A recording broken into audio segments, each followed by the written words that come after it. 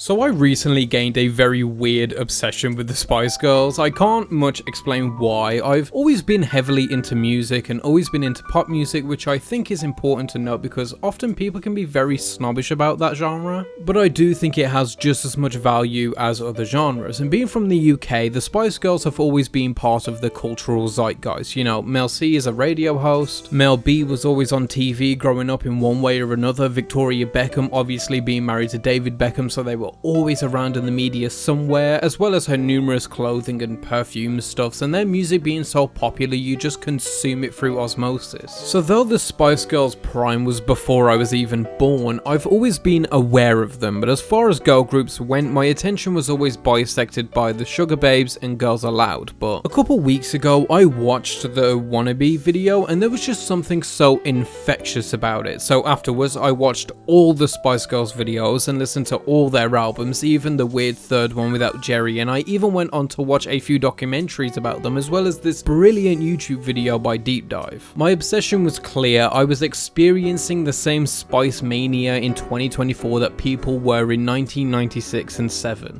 And all this led me to the crux of this video, the film Spice World. This is a film channel after all, and the fact that this movie even exists is insane. You gotta think about it like this: their first album, Spice, dropped in 96, and their second album, Spice World, dropped a year later in 97, the same year as this movie. They got a feature-length movie just a year after their debut. A year! Their popularity was so universal and massive that it took just a year to put them on the big screen. I can't emphasize enough how unreal that is. Think about any artist that has come out in the past couple of years, like Sabrina Carpenter or Olivia Rodrigo, and think if they had a movie come out this year. Not just a movie that they're in, I mean a movie about them, bearing in mind they've been around longer than the Spice Girls were. Now what intrigued me about this movie was that just from the look of it before watching, I was getting some very heavy Josie and the Pussycats type vibes from it, which is great because that's one of my favourite movies ever made, but the idea of a girl group rising to stardom and the whole thing being a parody of the music business with some cheesy and campy feels to it, it all just rang very familiar. Though I will say this film did predate the Josie and the Pussycats movie by several years, so it probably was a main influence. This film even has Alan Cumming in it, which all but sealed the deal for me. And fun fact, Roger Ebert gave both movies half a star, and even referencing the Spice Girls in his Josie and the Pussycats review, both scores I think are outrageously unfair too. So anyway, Spice World opens up with, of course, a musical number from the Spice Girls, which is obvious to do, but I love how this song and the filming of it main stages every member of the group. There is nobody here that takes center stage, which I think was the essence of the group to begin with. They were all equally the lead, and though vocalists like Sporty Spice / Mel C was more talented or had a greater range than say Posh, one never got more screen time than the other, which is beautiful, is part of the whole girl power gimmick they had going. So I think it's quite commendable that just this opening shot stays faithful to the group's purpose, and like I always say, the opening shot to any movie is the most important, even the Spice Girls movie. Now, I'm not going to do a whole breakdown of the movie like I usually do or talk about anything too in depth because this kind of isn't a real movie in that same sense. It's just a vehicle for musical numbers, bits and jokes. It's kind of like a sketch comedy film, so we're just going to hit on some of the crazy stuff going on here. First and foremost being this tour bus. From the outside this is a regular bus, right? Except no it isn't, because look at it on the inside. This set is absolutely wild. Look at the effort they put into just this set. It's like the TARDIS of tour buses. And not only that, it's driven by Meatloaf, which now I'm saying it might be the most outdated reference in this movie, but he's the guy who sang I'd Do Anything for Love or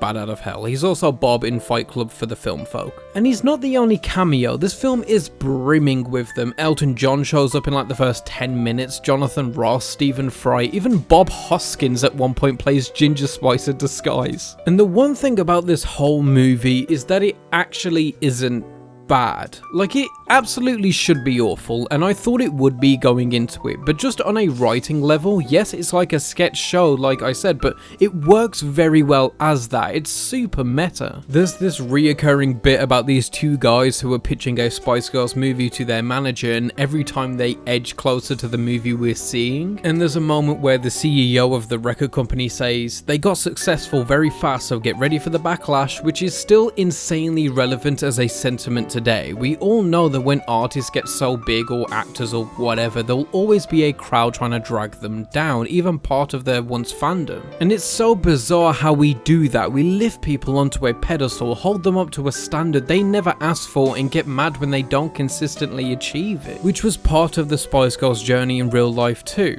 The girls talk about being closed in and stereotyped and wanting to be known for more than their one thing. It's like they get to vex their real problems through the film. Also, there's a scene where they imitate each other and it's so endearing, but they also play into their stereotypes too, because of course it's a comedy film, so they gotta pretend they're this caricature, and it just works very well. They're all pretty good at doing that. It's just very self-aware, and that was something I didn't really expect. I'm hesitant to say it, but I do think this film was kind of really ahead of its time. They wasn't ready for this in 1997. Also, it's weird that the big conflict is about the tabloids trying to break them up, but their friendship, which is forever by the way, is too ironclad for that. The movie is the girls making it known that their bond and friendship can't be broken by headlines, and as long as they have each other, they can't be stopped. But in real life, Jerry left the group literally 5 months after the movie released, marking the start of the end for the group. It's just very weird timing, and I can't quite tell how I feel about that. It's like the movie's purpose is undone in real life in less than half a year. But anyway, back to the movie. I've said that this film isn't bad and is better than to be expected, but there is something to preface. Nobody can act. But regardless of that, it's just so dumb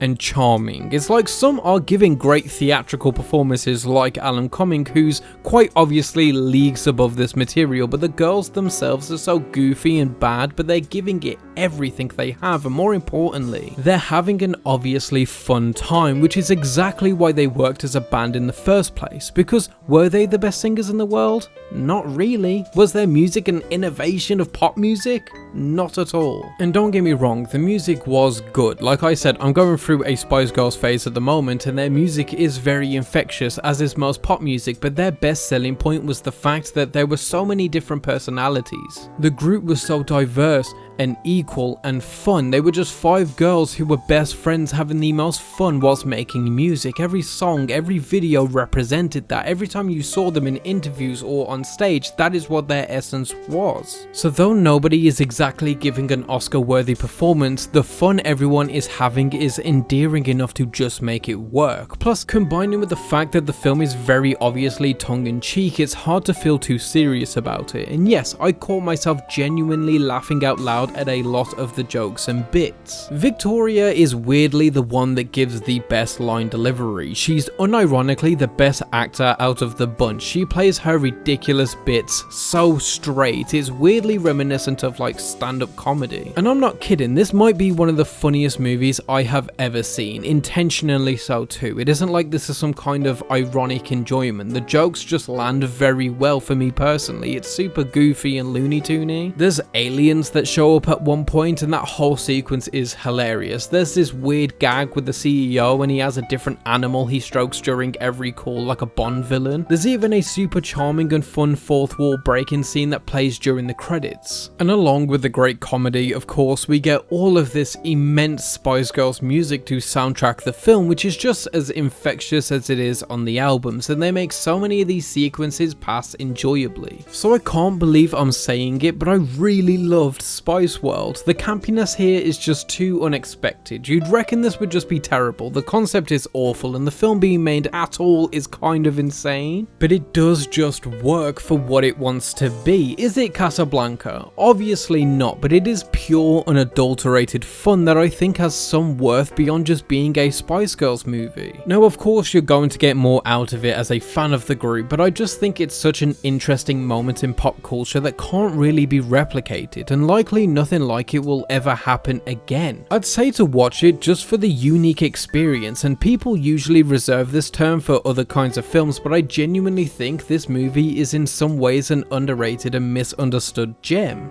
But that's just me.